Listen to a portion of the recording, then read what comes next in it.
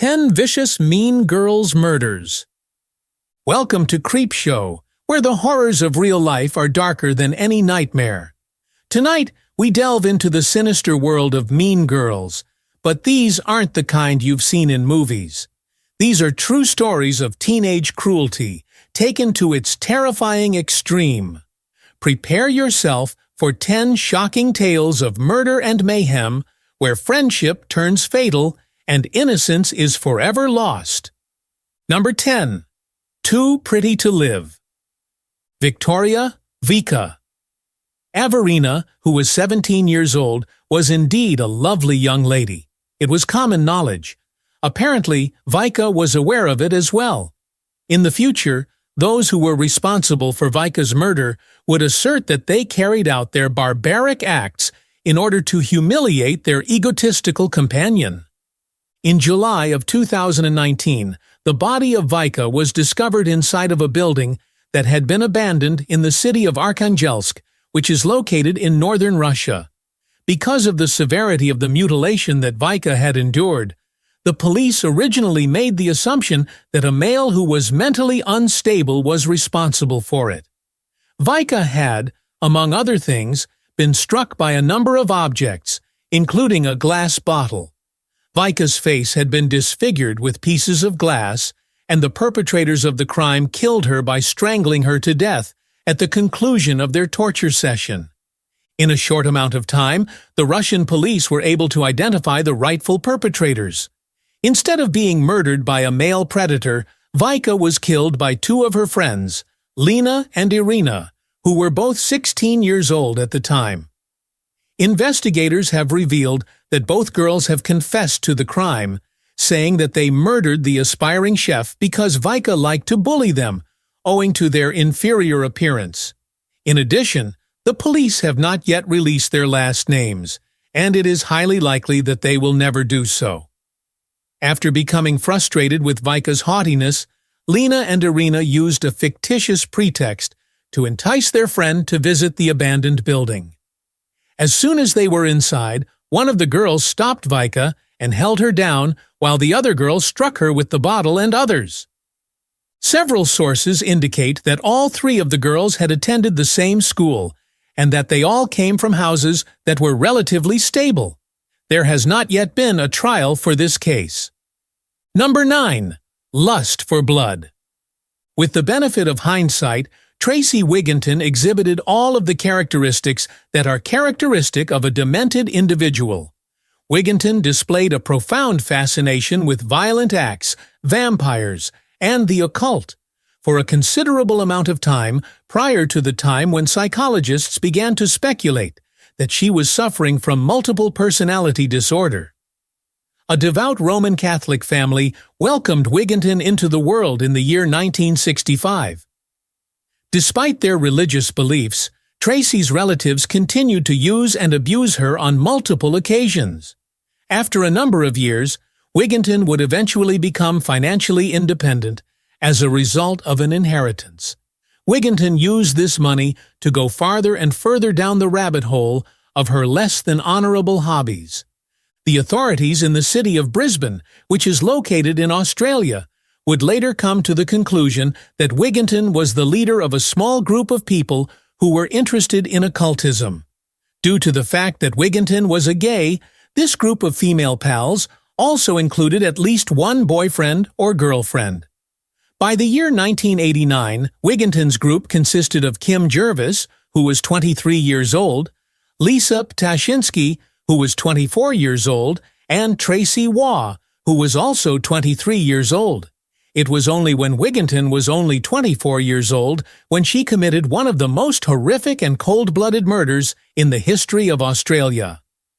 Wigginton and her pals consumed alcoholic beverages in a bar in Brisbane known as L'Amour on the evening of October 21, 1989. They were able to pass the time and enjoy themselves. The question of whether or not her pals would be interested in killing an unknown person was posed to Wigginton at some point. Later on, at their trials, all three of them stated that they trusted Wigginton enough to consent to travel with her because they were afraid of her. One of the women that worked in a factory was Wigginton, who was a large and robust woman. In addition to this, every single member of the group was aware of the fact that Wigginton was a true believer in dark magic, and that he consumed blood. Every one of the 4 women entered Wigginton's Holden Commodore at roughly 11:30 o'clock in the evening. Over the course of its search for a potential target, the automobile drove through the more seedy neighborhoods of Brisbane. After drinking an excessive amount of alcohol at the Caledonian Club, the girls eventually found their guy in the form of Edward Baldock, a grandfather who was 47 years old and was found drunkenly making his way to a taxi. As soon as the girls approached Baldock, they made a sexual proposition to him. After agreeing, the intoxicated Baldock climbed into the truck that was already packed. After driving to Orley Park, Wigginton instructed Baldock to wait by the Brisbane River by the time he arrived. She began by assisting the intoxicated man in taking off his clothes, and then she went back to her vehicle, citing some justification for her departure. At that location, Wigginton was successful in convincing her lover, Tashinsky, to assist with the murder. The 2 individuals, Wigginton and Tashinsky, used hunting knives to launch an assault on Baldock. However, Tashinsky fled after being unable to strike Baldock first. The fact that Wigginton did not have such a difficulty led to him stabbing Baldock multiple times in the chest and neck. Wigginton stabbed Baldock a total of 27 times, and he came dangerously close to beheading him. Following the execution of the victim, Wigginton swallowed Baldock's blood while he was bending over his neck. January 1991 marked the beginning of Wigginton's trial. She entered a guilty plea to the charge of first-degree murder and was subsequently sentenced to life in prison. The year 2002 was the first time that Wigginton was eligible for release. However, due to her violent tendencies and an accusation that she assaulted a prison guard and another inmate in 2006, she remained incarcerated till the present day. It was in 2012 when she was finally freed on parole that everything changed. According to the findings of an investigation conducted by 9 News in February 2019, Wigginton once again made headlines in Australia. The inquiry discovered that her social media accounts contained several photographs of skeletons, vampires, and graphic uploads that featured human bones. Number 8. The Sleepover Murder. After 17 years had passed since the case of Tracy Wigginton, Australia was confronted with yet another narrative of lesbians who are intent on committing murder. Stacey Mitchell, who was born in the United Kingdom, escaped from the house in Perth where she was living with her family. The age of Mitchell at the time was only 16 years old. The crash that Mitchell shared with 2 friends, Valerie Parashumti, who was 19 years old, and Jessica Stasinovsky, who was 21 years old, provided him with both solace and safety. Unfortunately for Mitchell, Parashumti and Stasinovsky were not the average females from Perth. Vampires, the occult, serial killers, and various forms of sadism were all things that the 2 individuals were preoccupied with. Parashumti and Stasinovsky changed their minds about the younger daughter just a few days after they had allowed Mitchell to move into their home. The fact that Mitchell had developed a close relationship with Parashumti, if not a love one, was something that the older Stasinovsky did not approve of. The fact that Mitchell had a habit of roaming about the home while wearing nothing but a bikini was something that Stasinovsky, who believed Parashumti to be her lover, detested. The 17th of December 2006 was the day that all of this rage reached its peak. Stasinovsky and Parashumti assaulted Mitchell by beating her in the head with a piece of concrete. Mitchell was unconscious at the time. They struck the 16-year-old with such a high frequency and force that the concrete cracked as a result of their actions. Despite these strikes, Mitchell did not pass away. Stasinovsky, on the other hand, was responsible for the killing of the adolescent by strangling her to death by wrapping a dog chain around her throat. The two ladies went to a hardware store in a suburb of Perth a few days after they had previously murdered Mitchell. The two went out and bought a chainsaw as well as some shovels. However, before any of the girls could carry out their plan to dismember Mitchell, the body of Mitchell was discovered inside of a garbage can. Both Parashumti and Stasinovsky confessed throughout their trial that they had discussed the possibility of killing someone for a considerable amount of time prior to deciding to target Mitchell. Furthermore, when the prosecution recounted the specifics of the heinous crime throughout the court proceedings, both of the women smiled and laughed out loud. The sentences of life in prison with a minimum penalty of 24 years were handed down to Parashumti and Stasinovsky after they both entered guilty pleas respectively. In spite of being subjected to the highest possible level of security, the two women were able to keep their relationship intact. After a number of years had passed, the Sunday Times discovered that the two prisoners had been spending as much as 90 minutes together on a weekly basis. Number 7. Alco Ange's last snap. One of the most colorful, if not infamous, citizens of Hartlepool, Durham, England, Angela Wrightson, who was 39 years old, was a resident of the city. Wrightson was a solitary individual who was without a job. Wrightson was alienated from her 8 siblings, all of whom had been placed in various foster households by the British state, and she did not have many friends. Her affinity for alcohol earned her the harsh nickname of Alco Ange. Wrightson was also a social outcast. Despite the fact that the police were familiar with Alco Ange due to her numerous hoax calls and 47 felony convictions, the neighbors routinely complained about Wrightson's loud and belligerent behavior while she was in the neighborhood. Even though she had a rough demeanor, Wrightson was known to welcome people who were struggling financially into her home.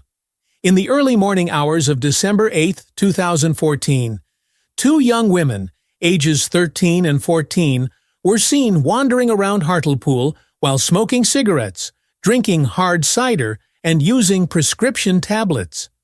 The young ladies discovered Wrightson sitting outside of her flat, which was situated at 14 Stephen Street, at some time during the course of the night. Wrightson was asked by the girls to purchase booze for them. Wrightson complied with. After a little while, the 3 of them started drinking together. At that moment, one of the young ladies took out her mobile phone and started taking selfies, which she then sent to Snapchat. Both of the girls, who were later revealed to have used the pseudonyms Olivia and Yasmin, jumped on Wrightson and began severely hitting her. The motive for this is unknown. 5 hours were spent by the females hitting Wrightson with various items that were taken from Wrightson's home, including a shovel, a television, a piece of wood with screws that protruded from it, and a piece of wood. Throughout the terrifying ordeal, the 2 young women continued to shoot photographs and upload them to Snapchat. Following the murder of Wrightson, the girls contacted the authorities and asked for a transport back to their homes. Using Snapchat, they shared one final shot that they had taken from the back of the police van.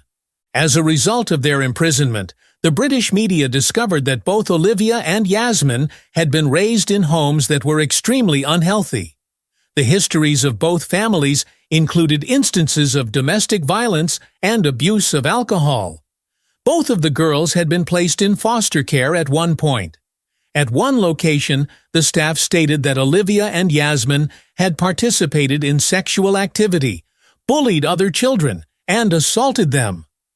A sketch depicting a lady stabbing a man in the chest with a knife was discovered in one of the girls' bedrooms after the murder. The drawing was discovered after the murder. 2 years after Angela Wrightson was murdered, members of her family went public to express their desire for the passage of Ange's Law, a piece of legislation that is intended to give the British police and social workers more power to intervene when there is evidence that a vulnerable person is being exploited. Angela Wrightson was murdered in the United Kingdom. Number 6. With friends like that. When you have friends like that. On October 4, 1985, Michelle Missy Avila was discovered dead. She was 17 years old and had a stunning appearance. The body of Avila was discovered in a creek nestled within the Angeles National Forest in the state of California. There was no doubt that Avila had been murdered. Her assailant or assailants had shaved off her long hair and then held her head underwater until she drowned. Avila informed her parents that she would be going out with her closest friends, Laura Doyle and Karen Severson, on the day that she was due to make her final appearance. Immediately following the discovery of Avila's body, Doyle and Severson emerged as the most likely suspects. Both individuals asserted their innocence and disclosed to the bereaved Avila family that they had left Missy in the company of 3 lads who were unknown to whom they were not known. This explanation appeared to be accepted by the Avila family, and Doyle and Severson made a concerted effort to provide solace to the family over the course of several years. At long last, the charade was brought to light during the summer of 1988. After nearly 3 years of tenacious investigation, the investigators were finally successful in convincing Doyle and Severson to confess that they were the ones who killed Avila on that Halloween day. In what way did they act? Each of the girls insisted that they were upset with Avila because, according to them, she had allegedly slept with their boyfriends. In March of 1990, Severson, who was 22 years old, and Doyle, who was also 22 years old, were jointly found guilty of second-degree murder. A jury in Pasadena came to the conclusion that Avila's murder had not been premeditated, which allowed the 2 individuals to narrowly avoid being convicted of first-degree murder. In both cases, the sentences ranged from 15 years to life. Severson was granted parole in December of 2011, and he was released. The following year, Doyle did the same thing. Both of these choices were received with vehement opposition from employees of the Los Angeles County government. During an interview with the media, the mother of the victim, Irene Avila, expressed her feelings over Doyle's release by saying, "I despise her. I despise her. I despise her." Number 5. Heavenly Creatures. Pauline Parker, who was 16 years old, and Juliet Hume, who was 15 years old, were the best of friends. Both of the young ladies had the ambition to become novelists. At the same time, both of them lived in their own thoughts and frequently communicated their hopes and ambitions to one another. This was not anything that stood out from the outside. At the time, they were adolescents who were growing up in the relatively small city of Christchurch, which was located in New Zealand. Is there anything more that could be done than daydreaming? In this particular relationship, there was a shadowy aspect. Both the Hume and Parker families had a sneaking suspicion that the 2 young ladies were getting romantically involved with one another. In 1954, lesbianism was considered a mental disease by the majority of psychologists. Hume and Parker were inseparable, and they grew to think more and more alike. Lesbianism was frowned upon at the time.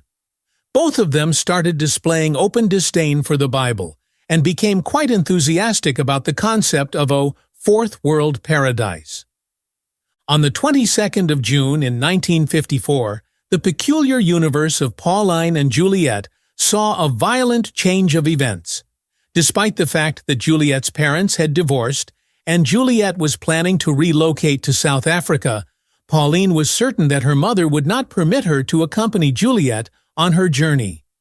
While they were inside Victoria Park, the girls murdered Honora Reaper, Pauline's mother, by beating her to death with a brick that was loaded down inside a stocking. Because of the trial, the case became a controversy, despite the fact that the murder itself was a terrible crime. The girls would become enraged and violent any time the authorities separated them, and the behavior of the girls convinced the conservative jurors in Christchurch that the girls were lovers and that they suffered from mental illness. It was on August 28, 1954, that the girls were given their prison sentences.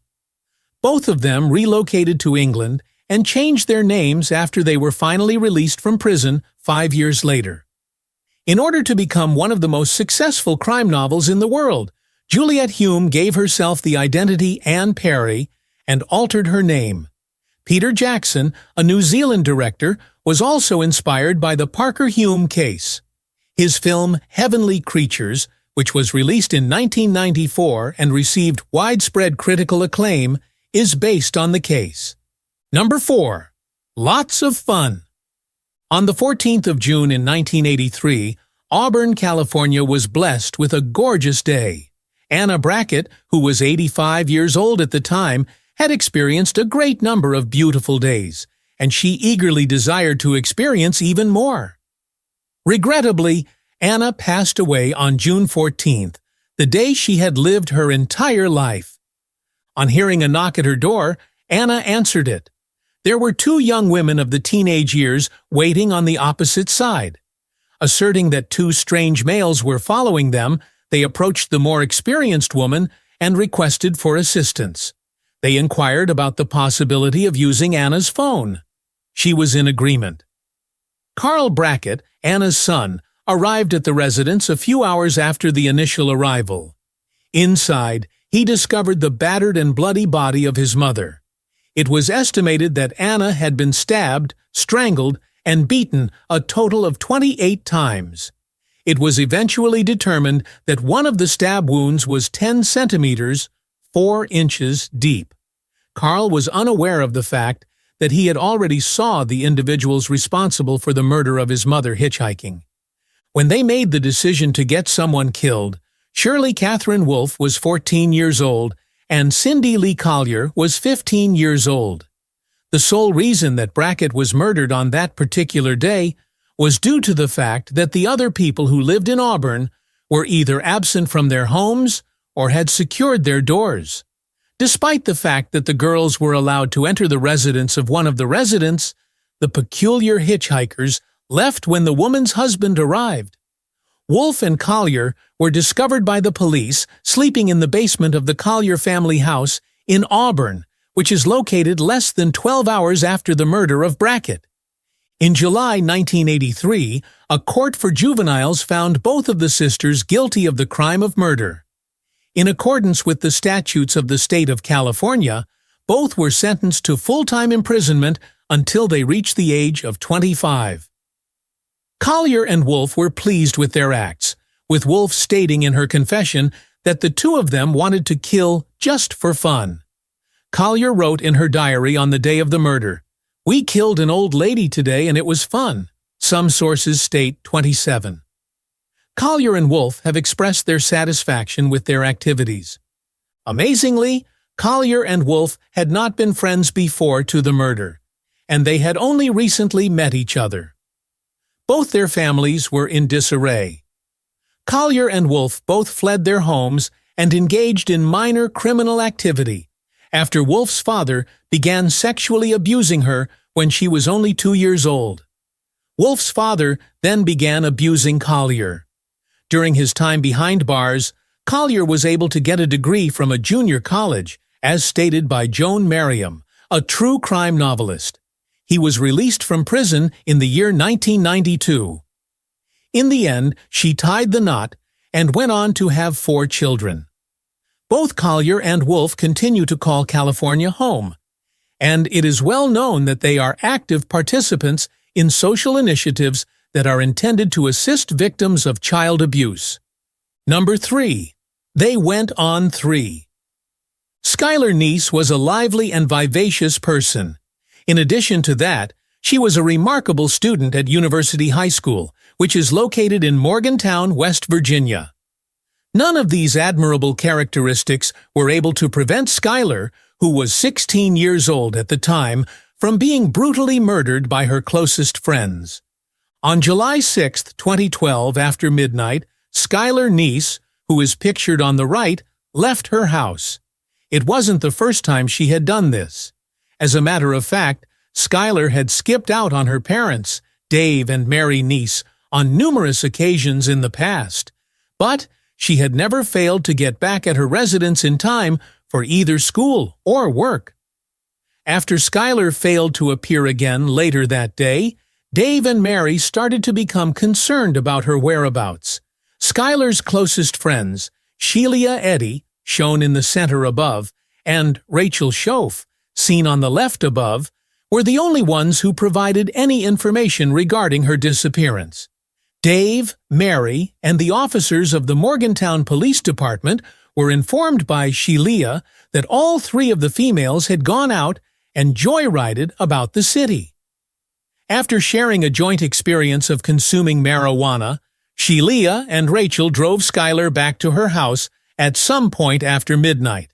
If this is accurate, then Skylar was kidnapped by an unknown individual during the few seconds that she should have been able to get to the window of her bedroom.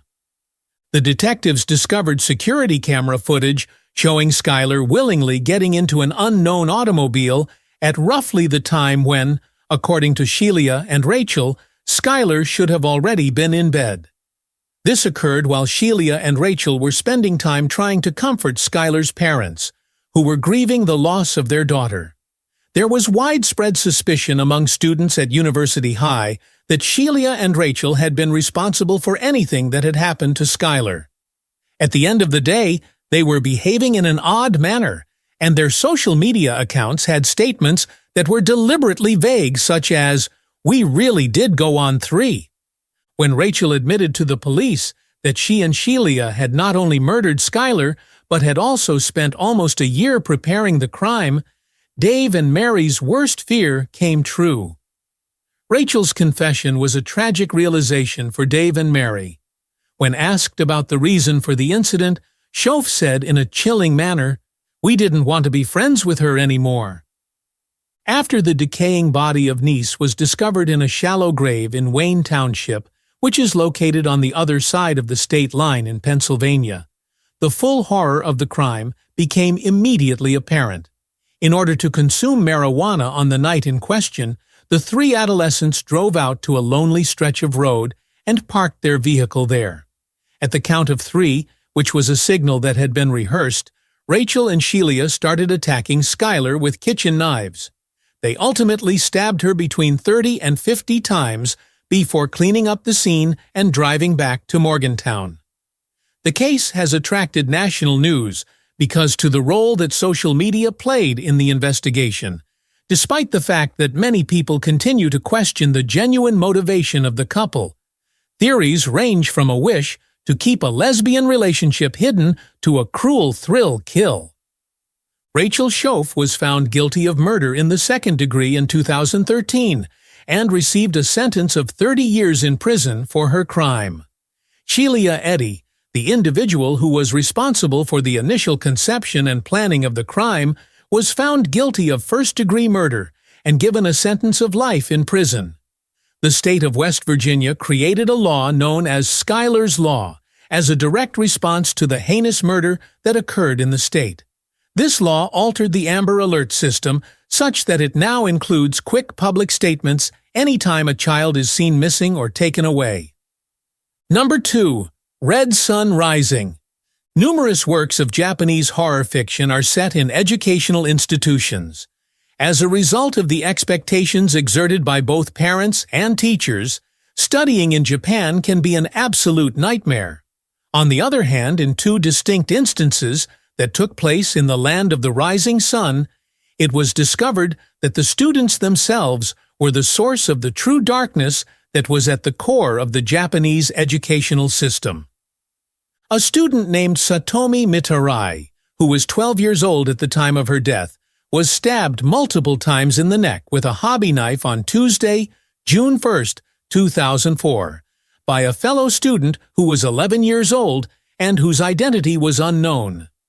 As Mitarai was leaving homeroom on the 3rd floor, she was attacked, which led to the commission of the crime, which took place during the lunch break. It was approximately 12:35 in the afternoon when the young murderer returned to the same homeroom covered in blood. In response to the arrival of law enforcement at the horrified school, the perpetrator of the crime stated that she had murdered Mitarai because the latter was a bully who had made fun of the former's good grades and nice appearance. 10 years later, on July 26th, a high school student named Iwa Matsuo, who was 16 years old at the time, was discovered dead and dismembered in the same city of Sasebo, who had been murdered. It was discovered that the body of the young woman was inside an apartment in Sasebo that belonged to the family of a schoolgirl who was 15 years old. She freely acknowledged to strangling and beheading Matsuo because she wanted to dissect someone, but her identity was kept a secret from the press. This schoolgirl's confession was widely discussed. It would be disclosed some months later that the suspect, who was 15 years old at the time, lived alone in the flat because her parents were uncomfortable with her presence. The girl's mother lost her fight against cancer in 2013, and she passed away. In January of 2014, the father remarried, but he continued to maintain a great distance from his daughter. An assault with a baseball bat was committed by the aspiring assassin against her own father in March of 2014. The anxiety and terror that he experienced as a result of everything was ultimately too much for the parent, who took his own life on October 5, 2014. An undefined amount of time was spent in a medical reformatory for the murderer, rather than going through the process of going through a trial. Number 1. Hell Comes to Indiana. Shanda Scherer, who was 12 years old at the time of her death, was murdered by Melinda Loveless, a vengeful adolescent who was originally from New Albany, Indiana. Loveless was the person mainly responsible for the murder, just like her friends Lori Tackett, upper right above, Hope Rippey, lower left above, and Tony Lawrence, lower right above. Loveless came from a home that was in a state of complete and utter disrepair. Loveless's father was a veteran of the Vietnam War who struggled with a number of sexual obsessions. Larry Loveless was known to sleep while wearing his wife's and daughter's clothing, and he enjoyed seeing other men have sex with his wife. He also enjoyed watching other guys have sex with his wife. Larry Loveless, a former probation officer and mailman, finally pushed his wife and daughter to their breaking point when he coerced Marjorie Loveless, Melinda's mother, into taking part in an orgy. A suicide attempt was made by Marjorie in 1990, after she discovered that her husband was spying on their daughter. She came dangerously close to stabbing her husband to death. In addition to being a spendthrift and a devout Pentecostal Christian, the father of the Tackett household may have also been responsible for the sexual abuse of his little daughter. Tony Lawrence, who engaged in self-inflicted self-harm after she too was sexually abused and even raped, lived in a household that believed in the power of Ouija boards and demons. Hope Rippey, on the other hand, accused her parents of sexually abusing her as well. These troubled young women were all familiar with one another and frequently congregated together. All of them, with the exception of Loveless, were unaware that they would soon be involved in one of the most heinous crimes in the history of Indiana. It was reportedly Loveless's observation of Scherer and Amanda Heverin interacting with one another at a school function in October 1991 that sparked the beginning of everything. Loveless and Heverin had just recently been in a romantic relationship, and Loveless, who was filled with resentment and jealousy, could not take the notion of Heverin beginning a new connection with Scherer. Loveless, who was 16 years old at the time, Tackett, who was 17 years old, Lawrence, who was 15 years old, and Rippey, who was 15 years old, all drove to the Scherer family home in Jeffersonville, Indiana, on the evening of January 10, 1992. Loveless showed Scherer a huge knife and stated that she wanted to use it in order to scare him as they were driving toward the destination. Approximately 12:30 in the morning, Rippey and Tackett convinced Scherer to accompany them on their journey to the Witch's Castle, a location that is rumored to be haunted and is popular among the adolescents in the area. As soon as they were inside the vehicle, the females started a conversation with Scherer regarding her feelings toward Heverin. Loveless, who had been trying to conceal himself by lying behind a blanket, suddenly leaped up and placed the knife on Scherer's throat. The beginning of Scherer's extensive and dreadful struggle began with this event. Scherer was subjected to unrelenting torture by Lovelace, Tackett, and Rippey from the time she was taken from them until the moment she passed away. Lawrence remained on the periphery and did not take part in the torture to the fullest extent. The adolescents stripped Scherer naked and concealed her in the trunk while they drove around aimlessly for a number of hours. A stop was made at Tackett's residence in Madison, Indiana, and Scherer was beaten to a pulp by the individuals. Initially, the intention was to cut Scherer's throat, but the knife turned out to be too dull for the job. A victim was repeatedly stabbed by the girls, who were furious with their victim. When they were under the impression that Scherer had passed away, they tossed her into the trunk of the car and then rinsed the blood off in Tackett's house. Somehow, Scherer started yelling for assistance, despite the fact that he was barely alive. Through the use of a paring knife, Tackett was able to prevent the 12-year-old girl from speaking by stabbing her multiple times. In spite of this, Scherer did not pass away. To put an end to Shanda Scherer's life, a tire iron and a fire were required. At the conclusion of everything that had transpired, the young ladies went to a McDonald's and purchased some breakfast food. They made a comparison between their sausage sandwiches and the charred remains of Scherer. And in the end, Lovelace and Tackett were sentenced to 60 years in prison. Rippey was eventually freed from prison on April 28, 2006, having received a sentence reduction of 35 years from the original sentence. 10 years of incarceration were served by Toni Lawrence before she was granted parole in December of the year 2000. You've just witnessed the darkest side of human nature, where jealousy, rage, and obsession drive young minds to commit unspeakable acts. If you found these stories as chilling as we did, make sure to hit that subscribe button and ring the bell, because on Creepshow, the nightmares never end. Stay tuned for more tales of terror, and remember, the scariest monsters are often the ones we know best.